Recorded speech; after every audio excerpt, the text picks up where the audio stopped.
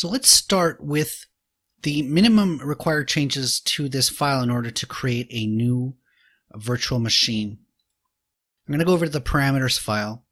We're going to leave it in the same region, but the Azure network interface card is going to have to get a new name. So I'm going to call it AZ new NIC 123. I'm going to keep the same network security group. The network security group rules aren't changing. We'll launch it in the same virtual network. So we're not going to change the virtual network name or the subnet name. It's going to need a new public IP address. So we're going to slightly change the public IP address name. Leave the other settings the same. We're going to give the virtual machine itself its a new name. So we're getting the virtual machine will have a new name.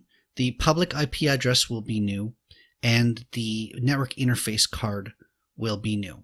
Okay, so those are the three things that are required for this VM to be launched side by side in the same resource group in the same region as its brother. Leave the disks the same, username. We're going to have to specify a password here. It's null because Azure doesn't give it to us when we download the template, but we're going to put something in here. And I'll leave the other settings the same. I'm going to hit save on this. Now we won't modify the template itself just yet. Now you might ask yourself, well, what's going to happen? The network interface card will be the same, but the network security group is not actually changing. The network security group name is the same. The other thing that's the same is the schedule, for instance. And so, although the schedule itself is a dynamically generated thing, but anyways, what's going to happen with this virtual network, the virtual network and the network security group? Okay, those two things. Well, this is the great thing about the way that ARM templates work. If you are specifying a resource that already exists, let's say this name has already exists.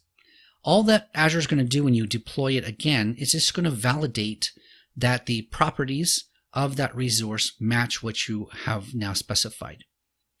So you can deploy the same virtual network again and again every hour if you wish with the same properties, and Azure is just going to review this, verify that that network exists, verify all the properties are still the same, and then it's going to end up doing nothing. That is called DSC, right? That's desired state configuration. So you could take the baseline of your environment and run it in an automation, and every 20 minutes or every hour you can redeploy your environment, and that using desired state configuration will just ensure that there's no properties that are changing, that no one's logged into the portal and it's changing things that are not defined in the file. Okay, that's a sort of a separate topic, but I'll just point out that ARM templates, you can deploy them again and again, and it doesn't actually affect the resource as long as the properties are the same. So we're going to take these parameters, we're going to take this template unchanged, and we're going to deploy this, and we're going to let it make a brand new VM for us with a brand new public IP address and a brand new network interface card.